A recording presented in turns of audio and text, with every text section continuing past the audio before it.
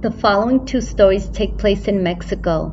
These events happened to one of my favorite cousins, Dr. Maria Lisa, whom we lovingly call her Reynito. In 1985, Reynito graduated from medical school. She was just 25 years old when she chose to go work at a remote clinic in the state of Chiapas, Mexico. Now picture this place is in the middle of nowhere. The clinic is called Cruz Quemada, and the nearest rural town is about 2 kilometers away. The only connecting road is the Panamericana Highway that connects the neighboring town of Teopisca. As a reference, this lonesome clinic is located between Teopisca and Comitán de Domínguez. Now for a bit of essential backstory.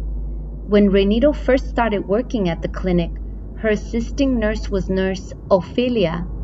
Ophelia was helpful when she wanted to, but I bet she never made Employee Nurse of the Month. Although Ophelia was really attractive, at times she just couldn't be bothered. In fact, she didn't like working with Reynito on her shift, not because of Reynito, but because her shift was way too busy. Ophelia requested to be transferred to a different shift and different location if needed. Ophelia believed that Reynito was jinxed, because Dr. Reynito's shift was always overwhelmed with patients, especially for a night shift. Ophelia ended up trading places with another nurse named Carmela. Carmela came from a different clinic called Ingenio Pujiltic, which means that Ophelia got a ticket off the ranch and onto a bigger city. Ophelia ended up working for some Dr. Carlos that Carmela used to assist. After Nurse Carmela, there was Nurse Eva. Of the 3 nurses, Eva was the one who worked with Dr. Reynito the most. Nurse Eva was 24 years old and she was rockin' that 80s perm. Nurse Eva and Dr. Reynito worked well together and got along like sisters. Especially since the clinic was so remote, the ladies lived on site. At night, Reynito and Eva shared the only room in the facility that housed non-patients. This bedroom was furnished with a couple of twin beds to accommodate the live-in medical staff. Every day, Nurse Eva borrowed Reynito's radio cassette player. On her spare time, she listened to some group from Veracruz called El Super Show de los Vasquez. She had them on repeat. Reynito was fed up with Eva playing out the same music day after day. If it wasn't Los Vasquez, it was El Buki. Finally, one night, Reynito commandeered her cassette player. She said, "Tonight, we're gonna play something I like to hear." Eva got pissed off and was offended that Reynito thought her taste in music was crap. Eva took a bunch of her magazines and went to go sleep in the patient examination room where there's an extra bed.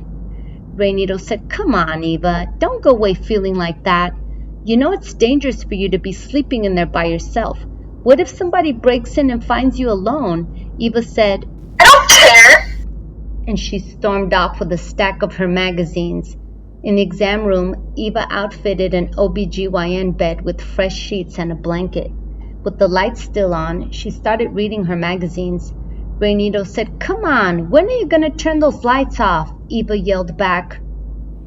"I'll turn them off when I'm ready." Reynito shrugged it off and went to sleep. 11 o'clock rolls around and Reynito is woke by a blood-curdling scream. She grabbed a club thinking somebody broke into the clinic.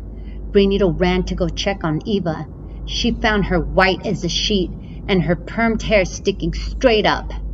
Eva was horrified and her jaw was still wide open. Somehow, Eva's legs were hanging off the bed and her hands were clenched onto the sheets that were now tangled into the stirrups. Reynito, puzzled, asked, "Now what? What happened to you?" Eva remained catatonic. In an effort to dislodge Eva from the exam table, Reynito said, "Let go of the sheet." Eva would not loosen her grip from the sheet and stirrups. Reynito carefully unfolded Eva's fingers as they were in a state of atrophy from the trauma. When Eva finally snapped out of her shock, she burst into tears and was sobbing uncontrollably. Reynito said, "Calm down now. There's nobody here." Eva said, No, he was here. Who? Reynito asked. Who was here? The man! The man! Eva yelled out. What man? I already searched the clinic. No one is here, explained Reynito. I don't know, there was a man here and he vanished like smoke! Reynito said, You're crazy. What did you smoke? That's what you get for reading those strange comics. Apparently, the ghostly figure of a man appeared at the foot of Eva's bed. When Eva looked up from her magazine, the specter was infuriated. The ghost's eyes grew red and infernal. He said, You're not the one that I'm looking for. The ghost yanked Eva by the ankles and nearly ripped her off the bed. That's when Reynito heard the shriek, and the ghost vanished. After the scary incident with Eva, it set off more ghostly activity throughout the clinic. First, they began hearing footsteps. Even after dismissing their last patient and being sure there was nobody else in the facility, footsteps can still be heard. Then there was the clanking of the medical instruments. Reynito could hear someone clearly shuffling through her utensils. Reynito rushed in there to see who was handling her tools so loudly. Nobody was in the exam room. All she found was her tools scattered across the table and not even in the right order. To add to the disturbances, the women could hear someone or something vigorously swirling a spoon, as if someone is stirring a cup of coffee. Eva peeked into the kitchenette, expecting to see someone preparing their coffee. Instead, she saw an empty mug with the spoon inside still spinning. This went on for months. Most often, the lady slept with the light on. Nurse Carmela, who still covered some shifts at the clinic, got to talking with Reynito. Reynito never mentioned the noises to her before.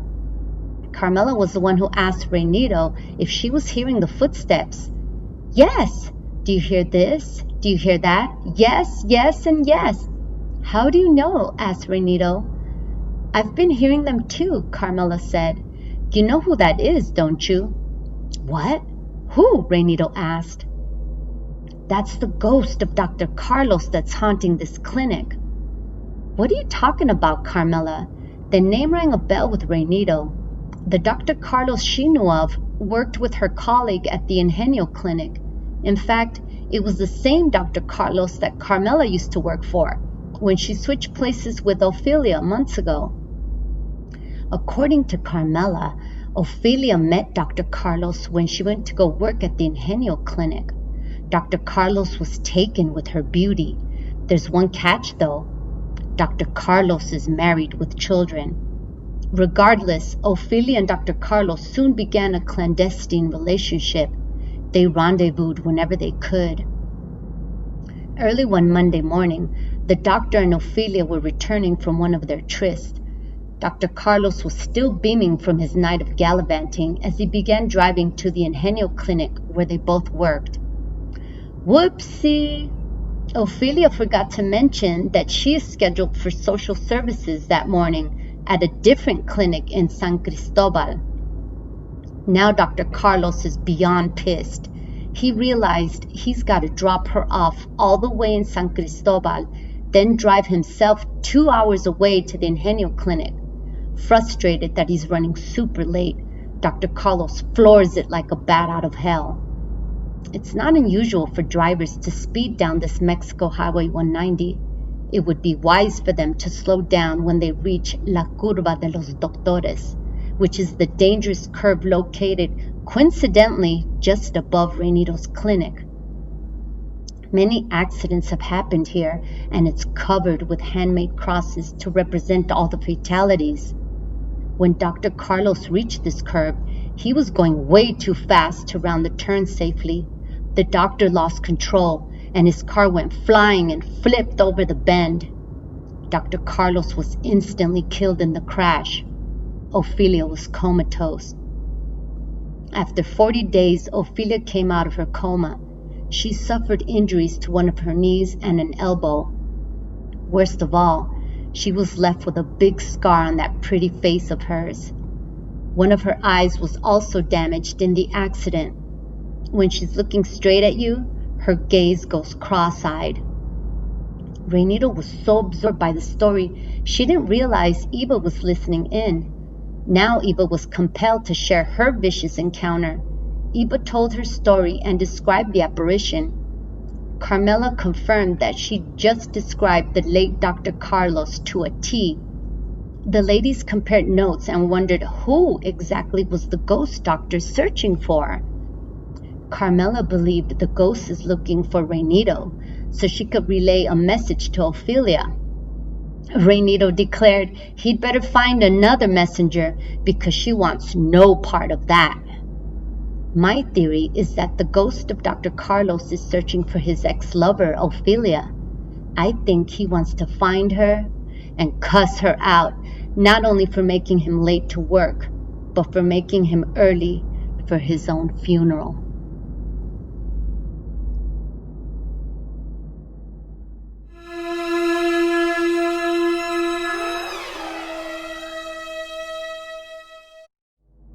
The following incidents happened in the same clinic as in the previous story. As a reminder, my cousin Dr. Reynito worked at a remote clinic called Cruz Quemada in the state of Chiapas. Again, this is a very rural and desolate area in Mexico. One day, the assessor of that region showed up at the clinic. His name is Aaron Raul. So Aaron is there to observe the operations of the facility. He's impressed by Reynito's procedures and can see that she runs a tight ship. The only thing lacking is the security of the ladies, Dr. Reynito and her nurse, Eva. Aaron explains to Reynito that there's been a spike in crime through that area and it's gotten quite dangerous. Firstly, the clinic is so out of the way but right off the main road. Their nearest neighbor is Don Saturnino, who lives 2 kilometers away in the town of Teopisca. Don Saturnino knows everyone in town. He lives in a house right next to the store that he runs. Don Saturnino was the gatekeeper of the clinic. Any patients coming through at night and after hours had to go through him first, especially truck drivers.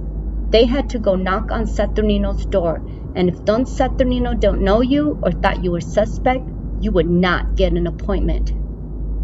Aaron's mind was not at ease knowing that Don Saturnino was Reynito's only line of defense. He strongly recommended for the ladies to stop sleeping on the premises and find lodging elsewhere. But we don't have any family around these parts, said Eva. Well, we'll have to figure something out, said Aaron. Haven't you guys seen the news? There's a serial killer on the loose. Eva and Reynito looked at each other like, oh crap. Shh. Reynito tried to hush the assessor and pulled him aside. Don't scare my patients. This woman is a high-risk pregnancy. You're going to induce her into premature labor. The woman that Reynito was referring to was Maria, the wife of an indigenous man. She was older and pregnant with her first child. Therefore, Dr. Reynito was seeing her often to monitor her pregnancy. Days after Aaron's visit, the ladies were in for a fright night. Don Saturnino rang the clinic to tell the girls not to answer the door if someone knocks. He said, "Make sure all your doors are locked and turn off the lights." "Why?" asked Eva. "I just turned away some sketchy-looking man in a truck. He was seeking medical attention, but I told him to go to the hospital in the city. I can tell when someone is sick, and there was nothing wrong with this guy. Hurry up and go lock the doors," he ordered. No sooner did Eva hang up the phone than she heard the engine of a truck outside. Oh no! Eva ran to the front door and secured the deadbolt. Luckily, all the windows were already shut and locked. Reynito heard Eva rushing around and came out to see what was going on. "Shh! Get down!" Eva signaled to Reynito, and she quickly ducked. Reynito instantly knew what was going on. Darn it! She realized she turned off all the lights in the back but missed one in the front. They heard the car doors shut.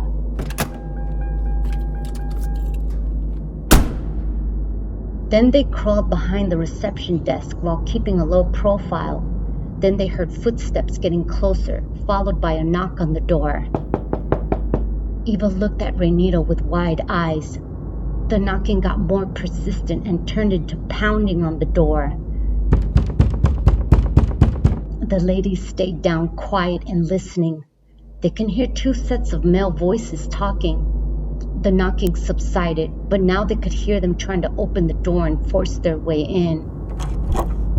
Rainito grabbed Eva's forearm tightly to help calm her down. They heard one guy say, "Come on, man, there's nobody here, let's go." Wait, don't be a boat radiota. There's a light on. They leave it on overnight. Look, everything else is turned off. Them chicks left, man, let's go. Now the footsteps could be heard walking toward the window. They can hear the tapping on the bars that protect the windows. They can sense that someone is peeping in. The girls kept hiding and pretended nobody was home. Soon enough, they heard the heavy bootsteps walking away. The ladies' stealth tactic paid off. They heard the engine of the truck start up and drive away. They waited a few moments before anyone moved a muscle. Rainito crept to the window to make sure it was safe. "Those fuckers are gone," she announced. The very next day, they reported the ordeal to the assessor, Aaron Raul. He arranged for the ladies to stay at another doctor's house he knew that lived in the nearby town. From then on, it was 4 female roommates staying safely together in Teopisca. After that, it was rare for them to sleep at the clinic anymore. Except for the following month, when Maria gave birth to her beautiful baby girl. She and her indigenous husband were put up for the night in the patient's room with extra hospital beds. Rainito and Eva stayed as well, so they could take care of their patients. The next morning, the new dad asked Rainito if he could take his wife and baby home now. "Hold on," she said. "Let me check their vital signs. No fevers, no hemorrhaging, etc." "Okay." Rainito gave the new family clearance to go home. After 4 to 5 months later, the indigenous man was walking home to his new family, but he didn't make it. On the road, he crossed paths with the serial killer. The indigenous man was decapitated not even 2 kilometers from the clinic. He was murdered in the same town the ladies had just moved into.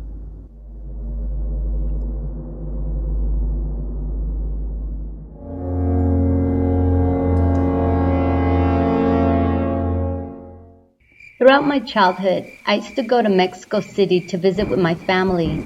Being the youngest, my parents used to take me once a year. I liked the change of scenery, but even more than that, I loved the authentic Mexican food. Whenever we went, I mostly spent the night at either my grandparents' house or my Aunt Lupe's house, both from my mama's side of the family. If I had to choose, I'd much rather stay at my aunt's house because I loved hanging out with her daughters, who are my older cousins, Laura and Lupita. They used to take me everywhere and let me eat all the street food I wanted. On this occasion, I was about 9, maybe 10 years old. I had been with my cousins all day and was looking forward to just spending the night at their house.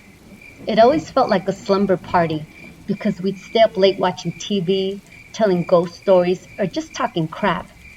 At my grandparents' house, it was lights out and lock up early. Of course, we get a call from my mom, who was at my grandma's house. My mama ordered that I'd be taken back to my grandmother's house immediately because they were going somewhere early the next day, and they were going to drag me along with them. I was bummed as that instantly put a damper on my evening. So we set off on foot, since my grandmother lived just up the road from my Aunt Lupe. We used to walk everywhere back then. It had to have been at least a mile-long walk on a bumpy dirt road. Night had already fallen, so we tried to hurry up the road toward my grandma's. We laughed and joked as we walked along. There were hardly any people out, though, and the town seemed eerily quiet. We got about halfway up when we slowed our pace to a halt. Even our loud mouths were hushed when we caught a glimpse of something really strange. There was this huge dog-like beast lurking on the roadside. This thing didn't look like an ordinary dog. Believe me, I've seen plenty of dogs, especially on the streets of Mexico, which are peppered with stray dogs everywhere. Try going to a taco stand and tell me how many dogs you see. But this creature we suddenly had before us was different. It was black and much bigger than a dog. It looked more like a wolf but with shorter hair. Whatever it was really creeping us out. Lupita asked, "Is it a coyote?" Laura said, "No, it's too big to be a coyote." "Is it a bull?" I asked. It did have red eyes. I really started to panic when it gnarled its teeth at us. The three of us stood in the middle of the road, frozen. We tried not to make any sudden moves to provoke this thing. I looked to my older cousins for comfort, but by the looks of it, they were just as terrified. It seemed like it had us hostage for hours, but it must have been just a few minutes of terror. Finally, the animal crept toward the side of the road. It turned its head and stared at us with its red eyes glowing. I thought it was sizing us up for dinner, since now I could see it was drooling. Suddenly, it jumped over a concrete fence. I looked at my cousins, shocked. Where did it go? At this point, you know we should have counted our blessings and ran straight to my grandmother's house. Oh no, not us. We had to see where the creature went. We slowly walked to the roadside. Bracing ourselves, we peeked over the concrete wall where it leaped. When we looked over, there was nothing there. It was a steep cliff with nowhere to go. There were no trees or bushes for it to hide. It was just a rocky dirt barranca that went straight down. Whatever that animal was vanished into thin air. To this day, I'm convinced that what we saw was a hound from hell.